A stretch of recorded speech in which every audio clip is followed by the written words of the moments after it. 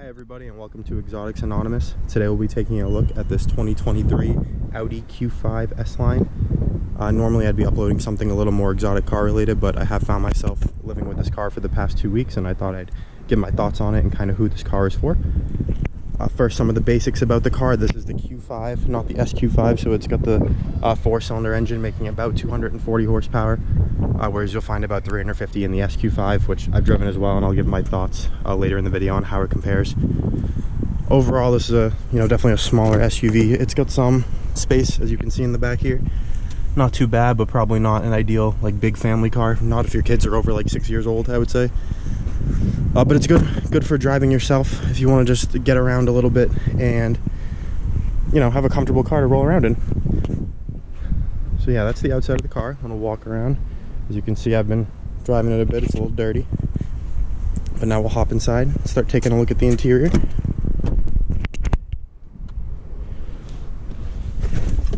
So this one, you've got the brown leather seats. Ignore my stuff in here. Busy day.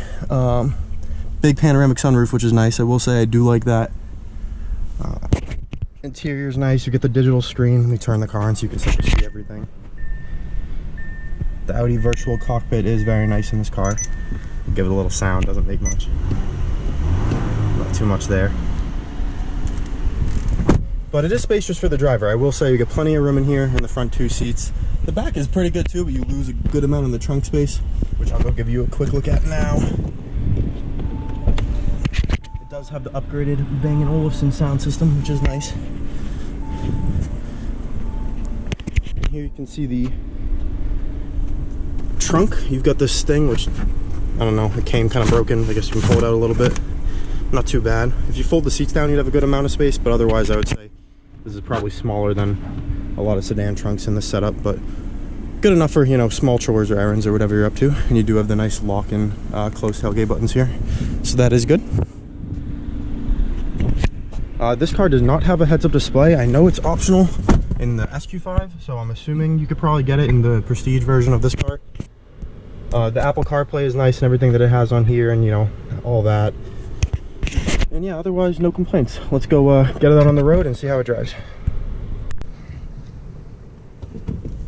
All right, driving the 2023 Audi Q5. First off, right away, I have to say this car rides phenomenally, especially just for an entry-level Q car. It's not an S or an RS or anything. Very comfortable. And I'm gonna try and review this car, for what it is. This isn't the SQ5. It's not supposed to have the best, steering or the best, suspension for running through turns at 80 miles an hour. But I will say, it's pretty it handles pretty well. I won't let off going through this rotary at all. This thing can move. It's not a slouch, especially for this type of car. It's not, it's not fast. If you're coming from a fast car at all, it's never gonna feel, impressively fast to you or anything like that. You get a little bit of pep, right when you get into boost, depending on the gear you're in, but it's not really about that. It's just about having a nice car to drive around, and I will say, it is a very nice car to drive around. Very comfortable. You can hit bumps. This road's pretty rough right here, and honestly, I barely feel any of it. And I've driven everything from McLaren LT cars to Bentleys, and this is this is a good riding car, not just for an Audi, but for a car in general. This car rides very well. So we got a nice quiet road here. We'll test it out a little bit through some of these turns. It does inspire confidence. You can move it around pretty good, and you have a pretty good idea where the car is trying to go. It is floaty, it's not stiff or anything like that, but it's not supposed to be. It's just a good car. It's a good car. The paddles are pretty lackluster, I would say. I would just recommend leaving it in automatic and letting it do its thing. It gets you the power pretty quick once you get on the gas. You can put the suspension or the transmission into sport. I just put it in. You can see down here it says individual and get on it, but it gives you the power a little quicker than if you just leave it in regular drive, but not a noticeable difference. And honestly, it just makes it a little jerkier in the low speed, so I've been leaving it in just regular drive. And I mentioned before, I've had this car for about 2 weeks. I've actually done over 1,000 miles in it already. I went on a little road trip with it, and I've been driving it around town. And I have to say, it's a great place to spend time. If you just want a car to beat on, do whatever you gotta do with, it's great at that. if you're a car person and you only want one car to do a bit of everything, this is not the car. Like, you're not gonna get sporty excitement out of this. You know, this is a great car for doing regular car things, you know, point A to B, swing by Home Depot, whatever you're doing, like stuff like that. But if you want something that also can excite you, this probably isn't it. And that's no fault of this car. Like we talked about, this is the Q5, not the SQ5. And unfortunately, we don't get an RSQ5 in America, but if we did, this would not compete with that, obviously. But it's great for just doing regular car stuff. If you want something that, you know, gives you that sportier edge, I highly recommend driving the SQ5 version of this, especially like the newest generation, 2021 and up, I believe. That car is very exciting, and this isn't typically the type of car that I would like, but I had to say I was very impressed by that one. So if you do want like a smaller performance SUV, I highly recommend looking at that.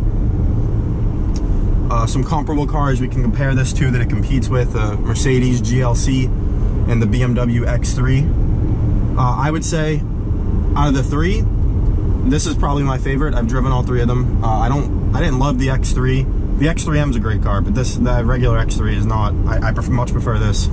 The Mercedes GLC I thought was a bit better, definitely better than the BMW, and in some ways better than this. I think that maybe rode even a little bit better. But I think I like the interface more with the Audi. All the screens and everything you've got here, very simple to use, very easy.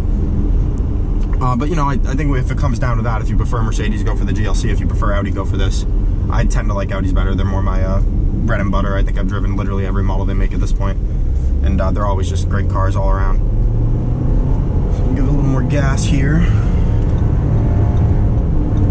and you can see, like, for, you know, the regular SUV, this thing can stick through a turn and carry some speed if you want it to. Not that that's really what it's for, but it does it. And on the highway, it's very comfortable. You can cruise for, you know, a long time with no issues.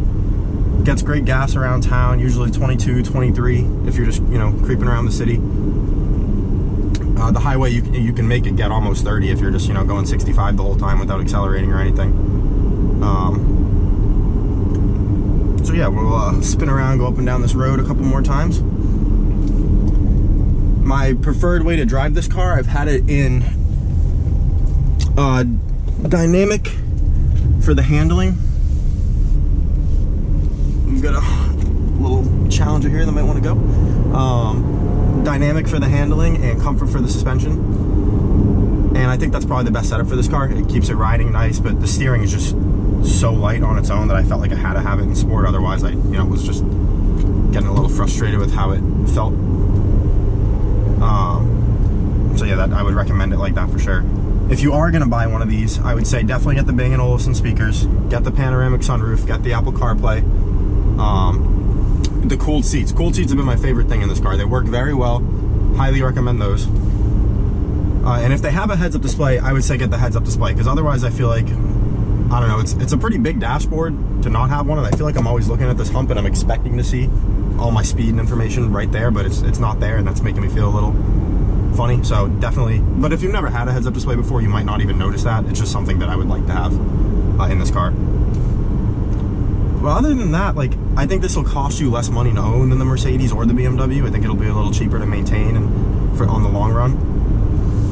Me personally, if I was gonna buy an Audi SQ5 or Q5 or whatever, that type of car, I would not buy a new one. You can get a really nice SQ5, like a 2021, 2022, for I think like 40 grand now, where new they were like almost 70. This car is for sale for 57, I believe, which seems like a lot for the regular Q5 when you can pick up a nice SQ5 with like 20,000 miles on it, you know, for 25 grand less than that. So that's more, you know, the direction I would go. But if you're just looking to get like a nice car to beat on, or say you want to get your wife something maybe, or you want to spoil your daughter a little bit, this would be a great car. You know, you can do whatever you want with it. Very easy to drive. It's got a lot of nice tech, a lot of features. This one's got all the Audi pre-sense, so it'll stop you from rear-ending somebody, or it'll drive itself if you want it to. I let it drive itself the other day when I was in traffic for about 40 minutes, and it got me all the way through the traffic without me touching the gas at all. I didn't let it do the steering, so we were going so slow it didn't really make any sense to, but it will keep you in the lane if you wanted to, and everything like that as well. Let's see if I can demonstrate that real quick. I just put on the lane assist, just let it take me out of the lane, and it brought me back in. So that's pretty cool. Let's see how long it wants to do it for before it tells me to put my hand back on the wheel. It's doing a great job though, I have to say. It's keeping me in the middle of the lane too, and it hasn't yelled at me yet. So, all right, we'll shut that off, but just wanted to show you. So yeah, it's got a lot of nice features.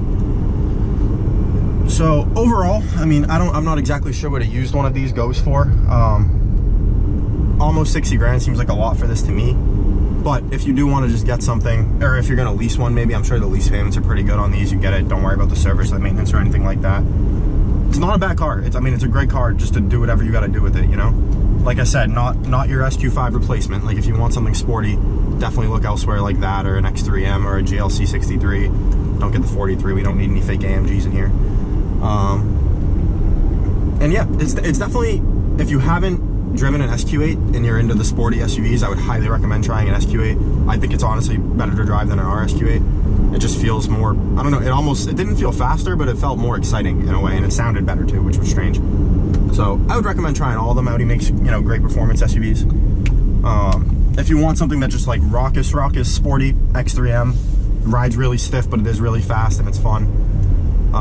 And of course a GLC 63 with that big V8, can't beat the sound on that one. So all good options. But yeah, please feel free to ask any questions below. I'll answer them as best I can for you, and I hope you enjoyed the video, and please like and subscribe, and I'll see you next time. Thanks.